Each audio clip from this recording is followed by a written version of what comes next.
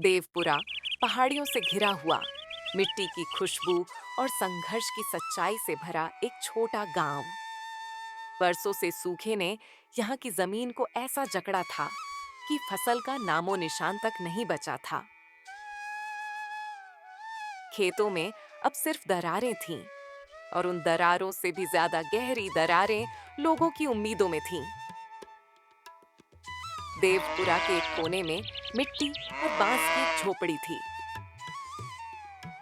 यहीं रहता था राघव, लगभग 40 साल का मजदूर।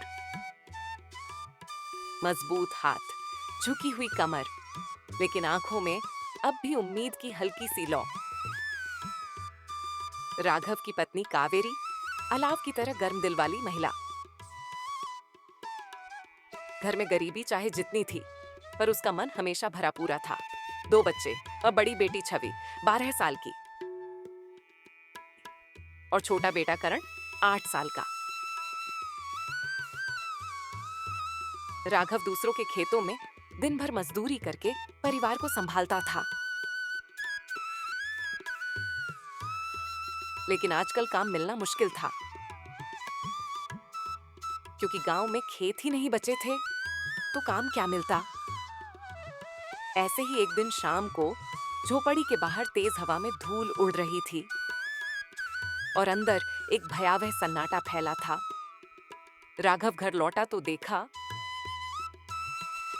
कावेरी चौके में बैठी आंसुओं को पोंछ रही है। राघव, कावेरी, फिर क्यों रो रही हो? क्या हुआ? कावेरी, राघव, इस महीने भी राशन बस आधे महीने का ही चला। बच्चों को रात में क्या खिलाएं? आज करण ने पूछा कि कल दोपहर क्या बनेगा। मेरे पास जवाब ही नहीं था। मैं देख लूंगा। कल शहर जाऊंगा, वीरनगर मंडी। कुछ ना कुछ काम मिलेगा ही। तुम रोज यही कहते हो, पर देवपुरा से हर दिन कोई ना कोई काम की तलाश में लौट आता है, खाली हाथ।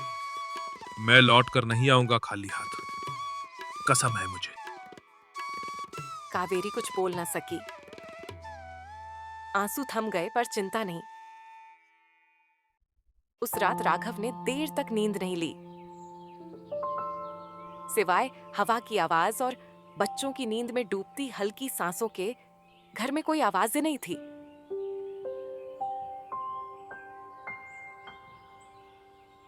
अगली सुबह सूरज उगा, पर उसके साथ उम्मीद नहीं। राघव ने फटा हुआ झोला उठाया, गमछा कंधे पर रखा और वीरनगर मंडी की तरफ निकल पड़ा। सड़क तक पहुंचने के लिए कच्चा रास्ता था, मिट्टी से लबालब, जिसमें हर कदम धंसता सा महसूस होता। राघव के मन में सिर्फ एक ही बात, आज कोई काम मिलना ही चाहिए। रास्ते में उसका बचपन का दोस्त वीरेन मिला, जो शहर से लौट रहा था, थका हुआ, निराश। वीरेन, राघव, कहाँ जा रहा है सुबह सुबह? राघव, वीरनगर मंडी, कुछ काम मिलने की उम्मीद में। वीरेन थकी हंसी के साथ। हम सब उम्मीद में ही तो जा रहे हैं और लौट भी रहे हैं। आज मुझे भी नहीं मिला कुछ। मंडी में काम के नाम पर भीड़ ज्यादा और काम कम। राघव ने उसकी बात अनसुनी सी कर दी। मुझे आज लौटना नहीं है खाली हाथ। अगर मिल जाए तो मुझे भी बताना भाई, मेरा घर भी खाली है। राघव आगे बढ़ गया। वीरेन पीछे छूट गया, बिल्कुल उसी तरह जैसे गांव वालों की उम्मीदें पीछे छूट रही थीं। करीब 3 घंटे पैदल चलकर राघव वीरनगर मंडी पहुंचा। शोर, गाड़ियों का धुआं, लोगों की भीड़, सब मिलकर अजीब सा शोर कर रहे थे। राघव, माल उतारने का काम है क्या भाई? दुकानदार, आज नहीं, लोग ज्यादा आ गए हैं काम के लिए। राघव, किसी को मजदूर चाहिए क्या? उस समय गोदाम मालिक आया और बोला, 4 आदमी लग चुके हैं सुबह, तू कल आना। साहब, कुछ भी काम, जैसे बोरी भरना, सफाई। भाई, अपनी मजबूरी हमें मत सुना, यहां सब मजबूरों की ही लाइन लगी है। घंटे बीत गए, दोपहर ढलने लगी। राघव के पास सिर्फ एक सूखी रोटी थी जो सुबह कावेरी ने दी थी। उसने उसे भी बच्चों की याद में वापस झोले में रख लिया। वापस जाऊंगा तो करण को खिलाऊंगा। उसने सोचा, लेकिन काम कहीं मिल नहीं रहा था। शाम होने लगी। राघव के भीतर डर उतरने लगा। क्या मैं भी वापस खाली हाथ लौटूंगा?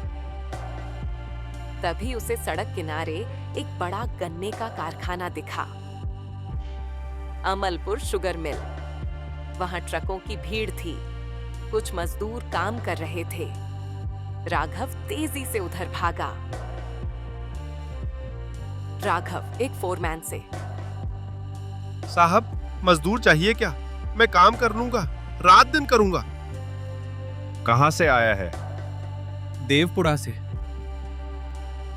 ठीक है, 2 घंटे का काम है। गन्ने की बोरियां उतारनी है। मजदूरी 80 रुपए। करेगा? राघव की आंखें चमक उठीं। राघव, करूंगा साहब। 100 बार करूंगा। वो खुश हुआ और उसे काम दे दिया। राघव ने बिना आराम किए, बिना पानी पिए लगातार 2 घंटे बोरियां उतारी। हाथ छिल गए, कंधे दुखने लगे, पर चेहरे पर एक अजीब सा संतोष था। आज वह खाली हाथ नहीं लौटेगा। काम खत्म हुआ। फोरमैन ने उसे 80 रुपए दिए। राघव ने नोटों को ऐसे पकड़ा जैसे किसी खजाने को संभाला हो। शायद 80 रुपए मामूली थे, लेकिन घर में ये 80 रुपए जीवन थे। वह तुरंत देवपुरा की तरफ लौट पड़ा। कावेरी खुश हो जाएगी। छवि को आज दूध मिलेगा, करण को रोटी। रात होने लगी थी। वह घर पहुंचा तो कावेरी पहले से बाहर बैठी इंतजार कर रही थी। राघव ने मुस्कुराकर पैसे उसकी हथेली पर रख दिए। कावेरी आंखें भरकर, कितना पैसे हैं ये? लगभग 80 रुपए। हम बच गए राघव, सच में बच गए। छवि खुश होकर, बाबा, आज हम दाल खाएंगे। राघव हंसकर, हाँ बेटा, आज दाल रोटी और कल से कुछ और बेहतर। लेकिन ये खुशी ज्यादा देर टिकी नहीं।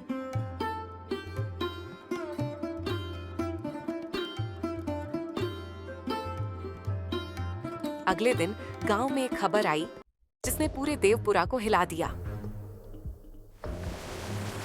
जंगल के उस पार नदी का बांध टूट गया था और पानी तेजी से गांव की ओर बढ़ रहा था। देवपुरा एक नए संकट की ओर बढ़ रहा था। ये वह मोड़ था जहां राघव की असली परीक्षा शुरू होती है। सुबह का आसमान लाल सा था, मानो प्रकृति खुद देवपुरा को चेतावनी दे रही हो। हवा भारी थी, मिट्टी में नमी थी और लोगों के चेहरों पर बेचैनी। गांव के बीच चौपाल पर भीड़ जमा थी। लोग एक दूसरे से फुसफुसा रहे थे, आंखों में भय था।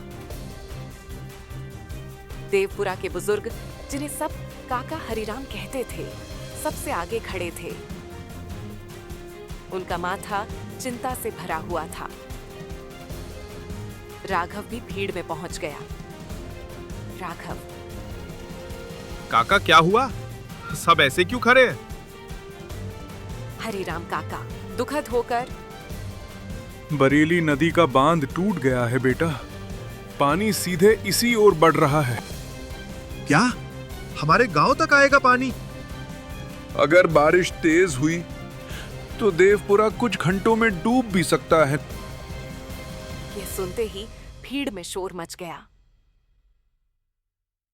हर कोई चीखने लगा। कोई जानवरों को बचाने की बात कर रहा था, कोई बच्चों को लेकर चिंतित था। राघव का दिल तेज हो गया। वह भागते हुए घर पहुंचा। कावेरी छवि और करण को लेकर बाहर आई हुई थी और उसकी आंखों में भी डर साफ दिख रहा था। राघव, ये सब क्या सुना? सच में पानी आने वाला है? हाँ, बांध टूट गया है, हमें तैयार रहना पड़ेगा। छवि डरी हुई। बाबा, क्या हमारा घर बह जाएगा? जब तक मैं जिंदा हूं तुम लोगों के साथ कुछ भी नहीं होगा, ये वादा है मेरा। राघव तुरंत घर के अंदर गया और सामान समेटने लगा। लेकिन अचानक एक तेज आवाज, जैसे दूर कहीं पहाड़ टूट गया हो।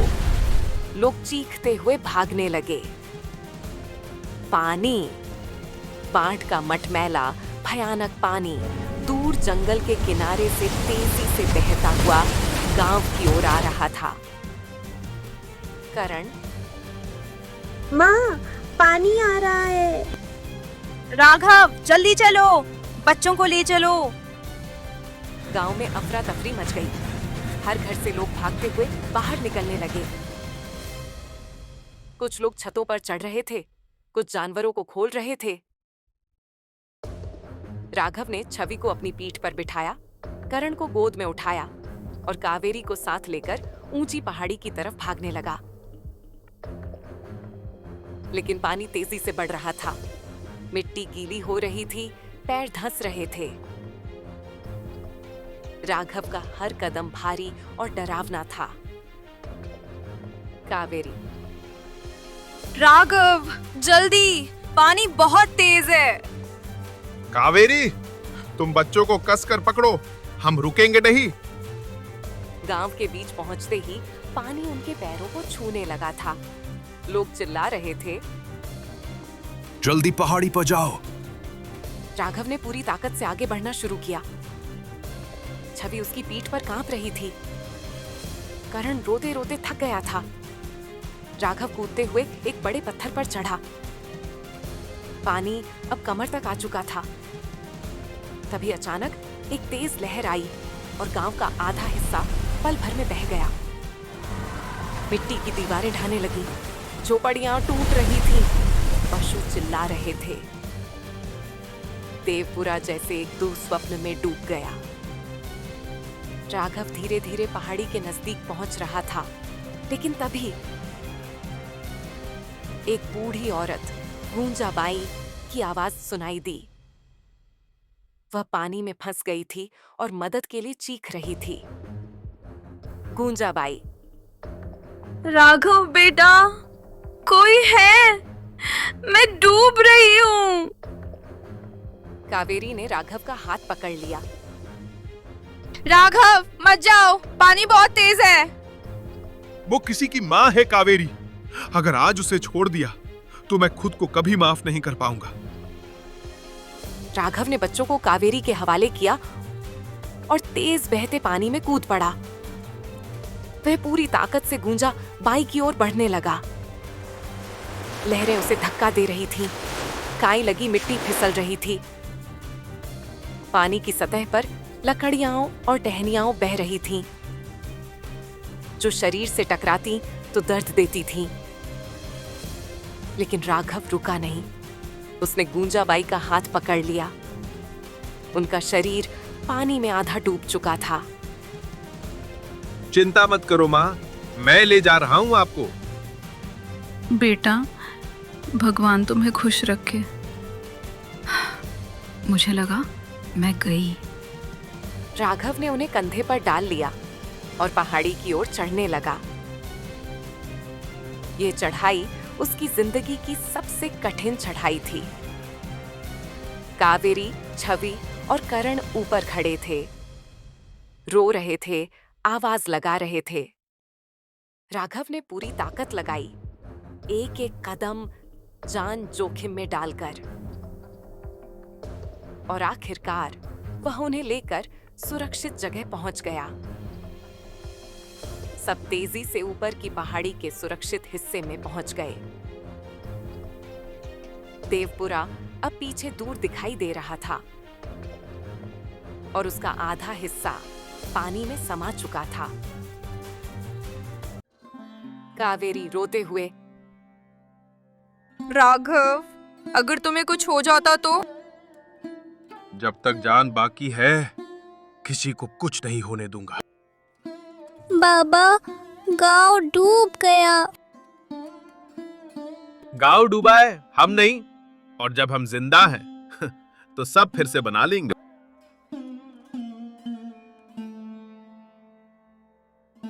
रात गहराती गई। पहाड़ी पर कई परिवार इकट्ठा बैठ गए। बच्चों के रोने की आवाजें, महिलाओं के सिसकने की ध्वनियां और पुरुषों की थकी हुई सांसें। हर कोई अपना घर, अपने पशु, अपनी यादें बहते हुए देख चुका था, लेकिन उनके पास कोई और जगह नहीं थी, बस यही पहाड़ी। राघव और कावेरी बच्चों को सीने से लगाकर बैठे थे। ठंडी हवा थी, पर मन में आग थी, जीने की आग। करीब आधी रात को बारिश बंद हो गई और पानी थोड़ा थमा। तभी गांव के कुछ लोग मिलकर एक फैसला लेने लगे। देवपुरा को फिर से बसाना होगा, लेकिन कैसे? और सबसे बड़ा सवाल, कल से सब क्या खाएंगे? यहीं से राघव का संघर्ष एक नई दिशा पकड़ता है। उसके भीतर कुछ टूट गया था और कुछ नया जन्म ले चुका था।